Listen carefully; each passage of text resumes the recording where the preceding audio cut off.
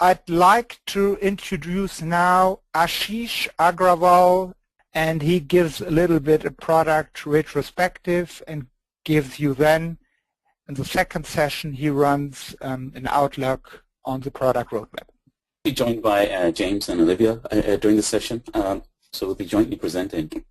Before we get started, I just want to highlight the safe harbor statement. In this particular case, the information that we're presenting is for informational purposes only and cannot be incorporated in any contract or any commitment from Acrolinx. So let's look through the agenda. So we're going to be quickly recapping on Acrolinx 4.0 release that we did at the earlier part of this year. And then looking forward to something we announced during the user conference, our 4.1 release, our sort of best release yet of Acrolinx. And so we're going to go into a bit more details on what are the features and functionality of that release. And then looking at sort of the integrations we've done over the past year and a few demos around that.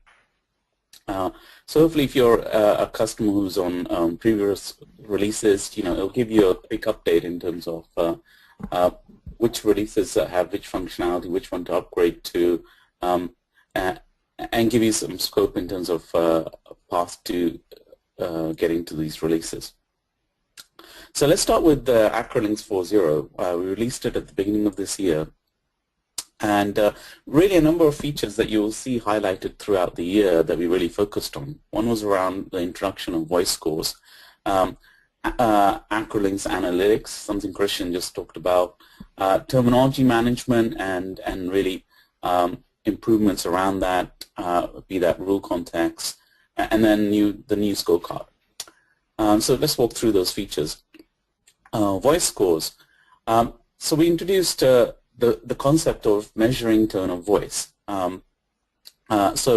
And introduced three characteristics for voice: readability, informality, and liveliness. Really a way of measuring and setting targets for a customer's tone of voice. So if you're writing something which is slightly more for a technical audience or someone who's marketing content, you have the ability to target these scores and set targets and then measure your content against those targets. An ability to get guidance on which areas to improve upon to actually meet that target. It's not really about like some of the other scores we have in terms of getting to 100%. It's really about getting in the right mix. And it focuses on making sure that your content is consistent with the particular brand or voice that you have, allowing you to finally measure it, whereas before it was very difficult to measure it. If a number of different readers and authors were reading it, you have your own judgment. Now you've got a sort of more linguistic engine which is measuring that and giving you guidance on where to improve. Finally leading to hopefully more engaging content. So with that, I'm going to hand over to James, and he's going to give you a quick demo of the English voice, and then we're going to go and talk about some of the other features in the 4X release. Go ahead, James. We'll take a look at what voice looks like really in action, first from an author perspective, and then we'll look at the possibilities you have as an administrator to set up voice scores for your organization. So we have here on screen a sample file, which is somewhat jargony, somewhat complicated with long sentences. So it's in many ways the kind of content that you might want to rewrite to make it more readable, maybe more approachable, more informal, maybe more lively. So we'll take a look now at what Acrolinx Voice says about this document as is. So I'm just running a normal check, and you'll see in the scorecard now, below the sections on spelling, grammar, and style, there is this section on voice scores. And as Ashish said, voice scores are not about reaching 100% or the farthest to the right on this bar. It's about hitting the right range. So you can see here the range for readability is on the higher end, and this piece of content is actually firmly in the red. So it's far from what we would want to have in in terms of readability. For informality and liveliness, the range is somewhat lower and somewhat wider, but this piece of content is still outside of that range. So as an author, when you see this, you'll know, all right, I need to work on readability, a bit on informality and liveliness as well. The way that authors can get information on how they can improve content for these different areas is just by going to those sections. So on the left, there are links to sections in the scorecard that explain these 3 different categories. Here we have readability. There's a general explanation about what readability really means for content, and then there are specific guidelines for what authors can do to improve readability in a piece of content. So one would be, for example, to use active voice, and then there are examples to give more information about what that really means. Then using simple sentence structures to make content more readable, shortening longer sentences, so making sure that the average sentence length in the document is shorter, using fewer embedded sentences, so these would be complex sentences that can be difficult to understand, using fewer complex words, so making sure that really the vocabulary is also readable, and removing noun clusters, these strings of nouns that can be difficult to understand. Beneath that, you have the sections then on informality. What does Acrolinx look for in terms of informality, and then liveliness as well. So if those are the categories that you want to focus on, there's where you can get information about that. So let's see what the voice scores say for an improved piece of content. So this is the same content, but it's been modified based on those criteria. So sentences have been made shorter. We've removed some pieces of jargon, complex words, and generally made it a simpler piece of text. So let's run a check and see how that then affects the voice scores. So here, now you can see the voice score, for example, for readability is firmly in the green. So we've met our target for readability. Informality is now also in the green. That's because some characteristics are shared across these categories. So something like using active voice instead of passive voice will improve your score for readability and informality and liveliness as well. Then we have liveliness improved a little bit. It's still in the yellow. So there's some work that can be improved on for that liveliness category. Now that's what it looks like from an author's perspective, but let's see how you can customize this for yourself through the dashboard. As an administrator, you can see in the section Resources, Configure Voice Scores, you have the possibility to, 1, disable specific categories. You might say, for us, readability is very important. Informality is also a good thing for us to shoot for, but liveliness is not really a priority.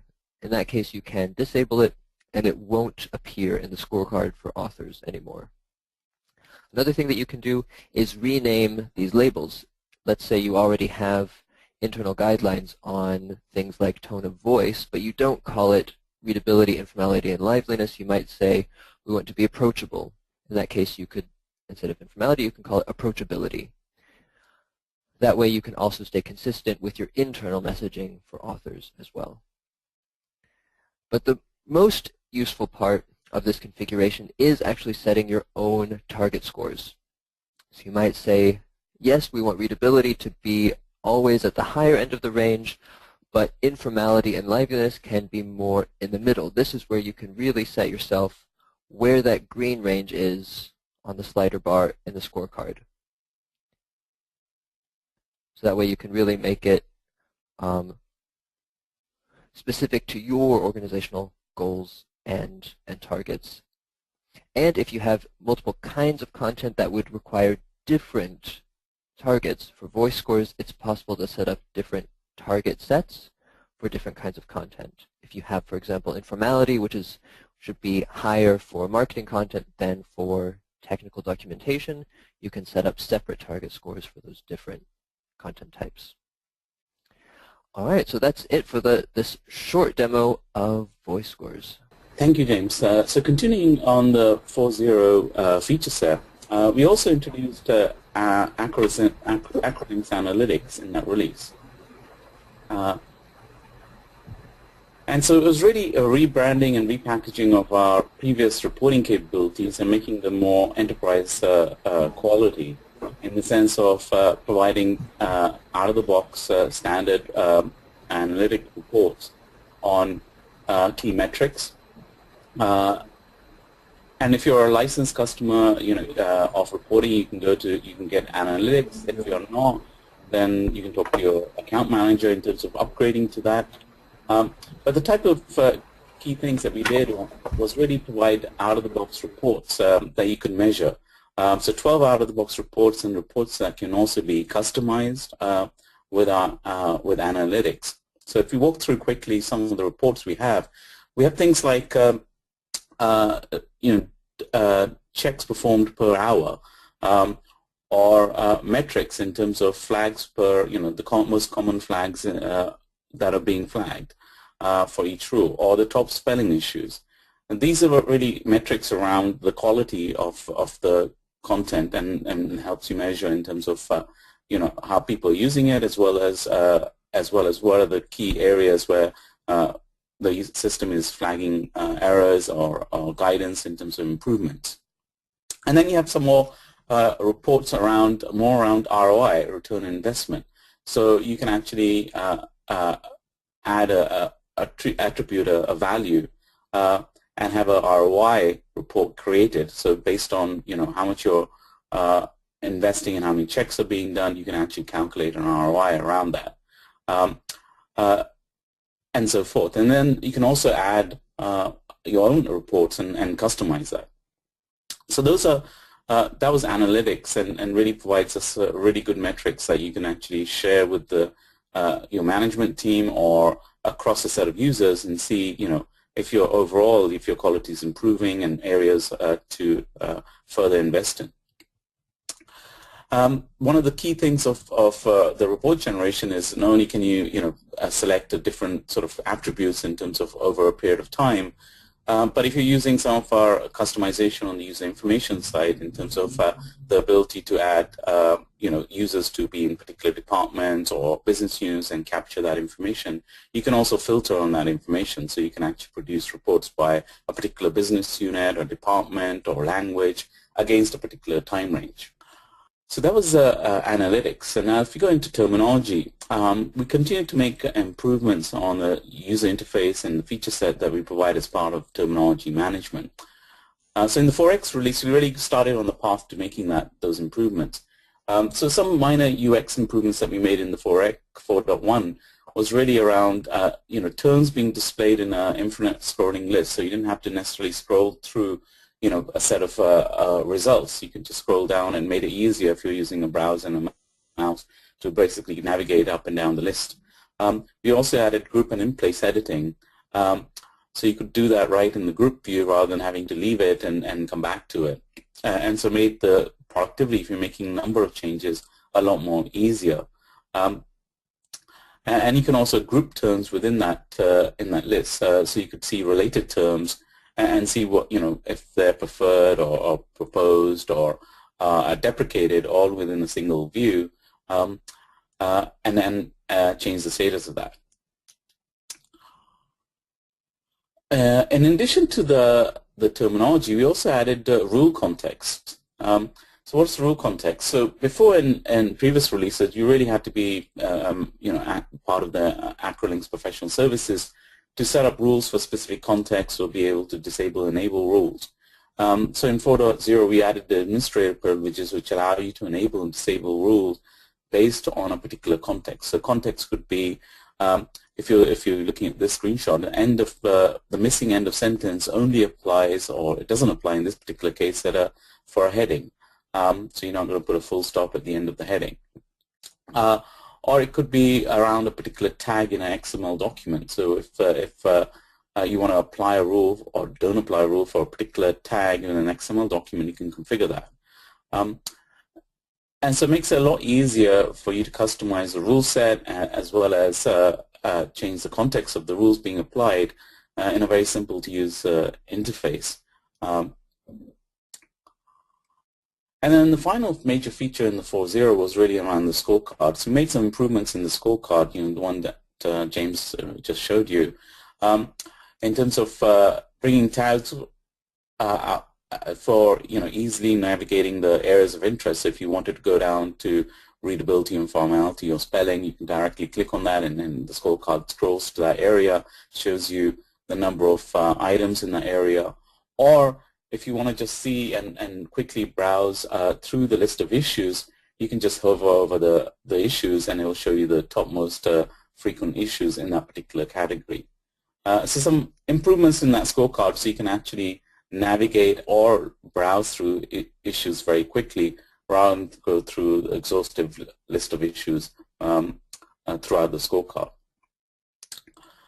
So that was really our 4.0 release, and then this week we announced our 4.1 release, and if you've got you can download it from our software site or request download of that and be able to install that release. I encourage all of you to try it out and give us feedback on the latest release. Let's look at some of the major features we added. At the beginning of the year, we started with the English voice. We also added German voice in terms of that release. So if you want to measure your tone of voice in German, we have 2 characteristics rather than 3 as in English. But the same concept in terms of you set your target scores, we measure against that and provide you guidance on how to improve upon that. And you can measure it. In terminology management, we did a number of things in terms of continuing that theme of continual improvement of the interface. So we brought about a simpler tab layout interface, instance saving, ability to customize the term layout, and add and delete comments if you're collaborating on a term between a set of users, and ability to leave that comments and add and delete them as you're changing a term or editing a term between a set of users. We also added term aggregation. So one of the problems we've heard from customers is that if you're harvesting content and you're going through a number of different files, if you've got hundreds of files that you're harvesting terms from, a term harvester creates one XML file per document that you harvest. And so one of the key sort of next steps and processing steps is to combine all of them, filter out the common ones, and then create a aggregate term set that you can import and then create your terminology based on. And so that was a very laborious task if you've got hundreds, if not thousands, of combining those. So now we have created a very simple web-based UI where you can combine the harvester's terms into a single file. We automatically remove the duplicates and variant terms. And then you have the ability to take that into Excel, further manage that in terms of editing those terms and its attributes. And then finally, you can take that from Excel and import it directly into the terminology management system.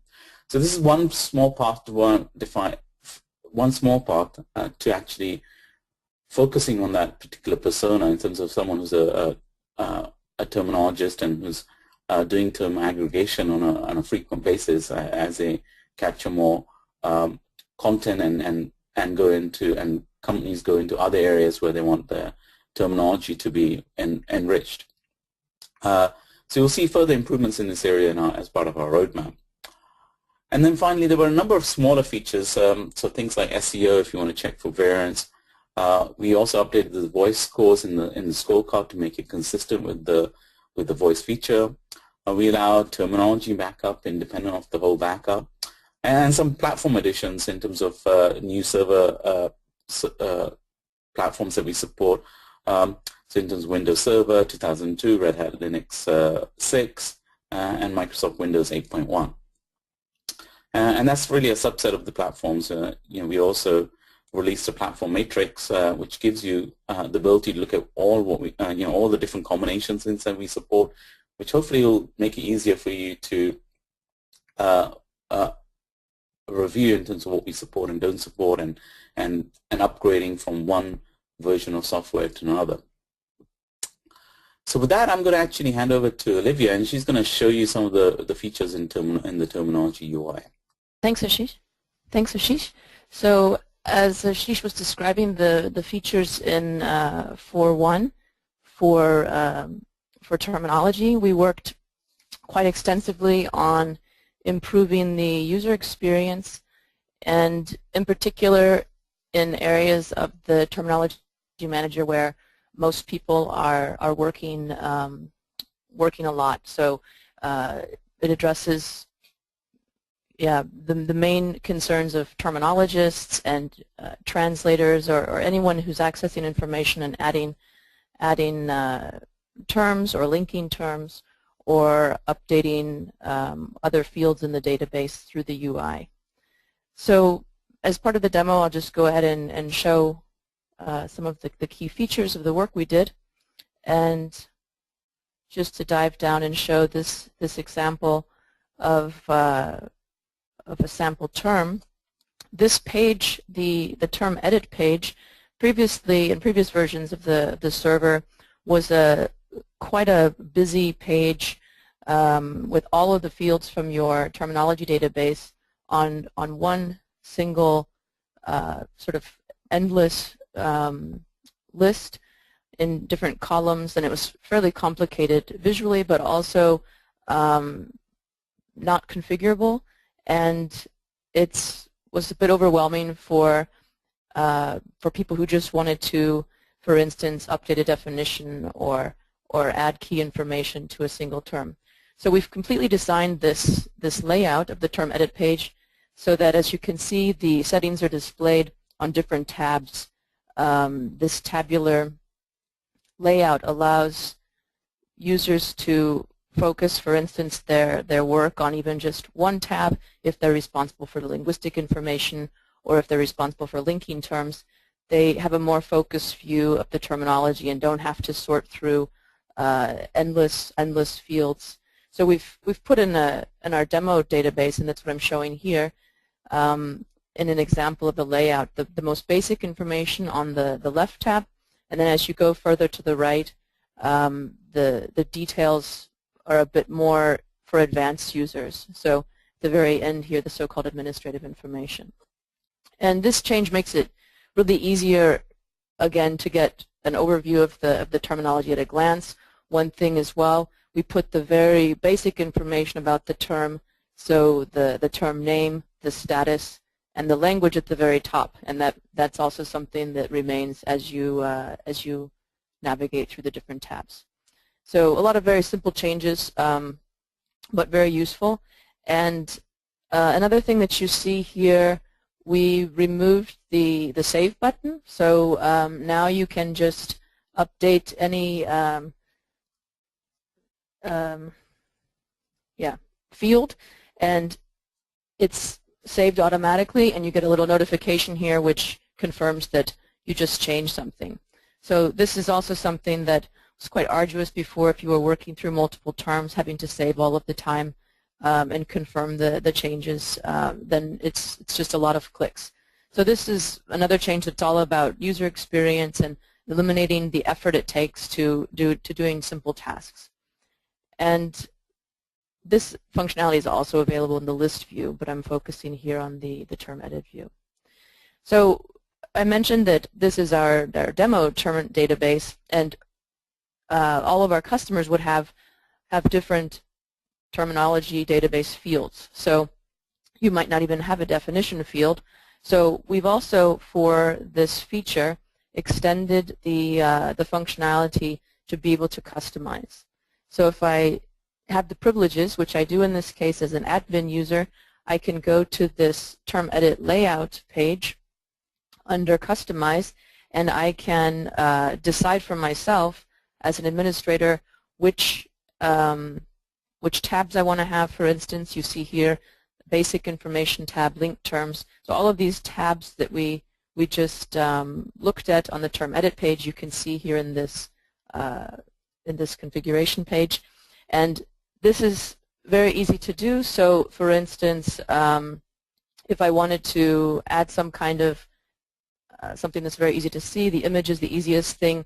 So if I wanted to demonstrate adding the image field to different tabs which weren't there before, I simply drag the available components or the available fields from left to right, and I just dropped those under the Link Terms tab and the Linguistic Information tab. So if I navigate back, and I'll have to reload that term, to the crosshead screwdriver page, and on the Link Terms page or tab I should then see, which I do, the image at the top. So this is just a field, and since that field is populated with that image, I see that there. And on the second or the third tab as well, Linguistic Information. So the customization is very straightforward. And again, if I wanted to remove those fields, I would simply drag and drop them out of those tab areas from right to left, and they then disappear from the term edit page, as seen here. So that's, in a nutshell, the user experience improvements that we've done to the 4.1 server for Terminology Manager. So that was really Acrolinx 4.1 and some of the new features we added to that release. So I just want to thank customers who helped us beta some of those features and provide feedback. So thank you for that. And switching hats to Acrolinx integrations, let's look at what we did over the year and what are the ones we made available. So we started the year with the updates for Microsoft Office, especially Microsoft Word and PowerPoint. And then we moved on to looking at more web content management systems, starting with IBM WebSphere, and as we went into Q2, into supporting CK Editor and revisions of Adobe CQ, and then XML authors in terms of authoring tools in terms of Arbortext, Madcap, Flare, and then added sort of revisions for Cerna and the rebranded version of Corina Studio. So those are the integrations we released as part of throughout the year. The other thing we did was we've got a number of partners we worked with on different types of integrations, be that with Astoria, and you heard yesterday in terms of one of our partners, Kaleidoscope, showing their integrations. One of the strategic relations we have with is SDL and Live Content is one of the products that we integrated with in our latest 4.1 release. So if you're using SDL Live Content, which is a browser-based tool, as well as they have plugins for Arbitrix, XMeta, and Oxygen. But in this case, the screenshot I'm showing you is their browser-based authoring tool. We also have the capability there of having ability to check directly in that tool. And so you can, if you're creating database content in that tool, you can check for that content and get your similar sort of guidance in terms of style rules and spelling and grammar and voice characteristics right there in your interface. Another integration we did, which is probably more applicable to European customers, is really integration with SDL World Server. So this feature we just added in our 4.1 release. So if you're using, if you've got a World Server and you've got your translation memory, how do you reuse that so as authors authoring content, they can be suggested existing terms and sentences which have been translated, and an ability to replace their content with those, so you save not only on translation costs, but you also improve the consistency of your content. And so that's what we started off with. Later on in this year, we're going to be coming out with TMS support as well. And if you're a World Server customer, you require SDL Enrich 2.0, and so you can either install that separately, or if you've got a new World Server deployment, that comes with it. And so I'm going to hand over back to Olivia, and she's going to show you not only how the World Server integration works, but also a couple of editors in terms of Microsoft Word and FrameMaker, and how that feature functionality is available in any plugin that we provide. So thanks, Ashish. What I'm going to show here is the integration between World Server and the Acrolinx server. So this is a functionality which was added on both the SDL side and on the Acrolinx server side in the version 4.1 release. So what this means is if you get the 4.1 Acrolinx server, that this functionality will work with any of your Acrolinx plugins. So I'll show a demonstration where you can see this in action. So yeah, this is an example of the SDL World Server, and if I go to a sample sentence here in my database, I see, for instance, that I have this English version of a sentence, which is also translated into German in a target language, and I see here that in the sentence that I looked up gets a score of 100. So in this case, this is what you're usually aiming for in your authoring, is to get 100% matches, and especially of a sentence which has already been translated, so you can save on translation costs. So if I want to show this functionality in one of our plugins, for instance, Microsoft Word, this is connecting to the Acrolinx server, where I've enabled connection to the SDL World Server. So that is the prerequisite. And if I run a check on this this document here, I see, for instance, that I get reuse sentences, 2 instances flagged here. And in the scorecard, you also see that it's designated that it's an enriched content reuse suggestion, as opposed to coming from the Acrolinx reuse functionality. So I click OK, I get the flags in the document, and in the context menu in the Word plugin we're seeing here, I also get a nice visual display of the differences between the sentence I wrote in my document and the suggestion that's coming from the World Server translation memory. So I can simply accept the suggestion, and when I check again, I should, as expected, only see the one issue because the sentence that I inserted is a good sentence, preferred the way that I want to have it. So the same functionality is also available in the latest version of the FrameMaker plugin, which I'll show here now. So this would also be available in the older plugin via the reuse feature, but this is FrameMaker 12. And if I check the same document, it's a different format in this case. It's an XML DITA format, but the content is the same. I also get the same 2 issues found, as expected, being suggested from the enriched content reuse or the SDL World Server, and I get the same suggestion here.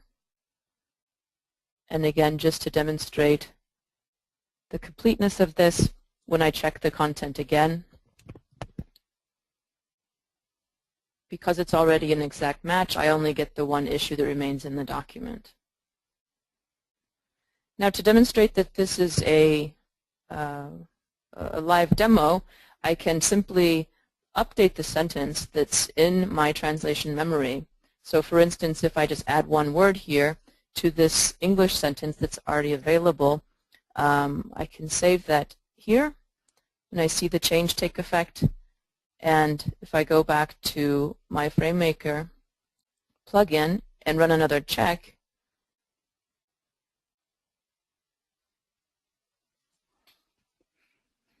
one should expect that the server notices the difference, and indeed this minor change I made to the sentence in the translation memory is registered, and then I get that suggestion in my plugin. And that's the basic idea behind the integration between SDL World Server and Acrolinx. And again, this functionality is available in the Acrolinx 4.1 server. Very cool. Thank you. So that comes to a conclusion of our retrospective, looking at our 4X releases that we've done this year. and bringing up to the latest release. Now I'll open up for Q&A, and you ask some questions. Thanks, Ashish. I'm back here, and thanks also to James and Olivia for a great presentation. There are some questions that I think have been answered already, but we're going to go ahead and I think share them with all the audience. So, first question is, since there are default tone of voice rules, from where are they derived? All right, so we get the default tone of voice rules from a couple of different sources. We've looked at general, for readability, for example, there are a number of general guidelines that are out there. Some of them are well recognized, like the Flesch Reading E-score. And there's some general style suggestions for making content more readable, so doing things like making sentences simpler, using less complex words. So we do have built in there quite a few well-recognized guidelines, but also some of our own suggestions. For informality and liveliness, those guidelines are not really necessarily well-recognized, but we've looked at a number of organizations' own guidelines for things like making content more friendly or more approachable or more exciting, more inspiring, and that's the basis that we used for those other categories. Great. Thank you, James. And thanks for the question, Richard. Karen has a question. When you make changes to a term, do you still have to reload the language servers? Yes, you do actually. So this is still a requirement. When you make changes in the UI to terminology in the database, you still have to reload the language servers to make them available for checking. So that's more of a back-end thing, and we haven't changed the way that works. Thank you. Excellent.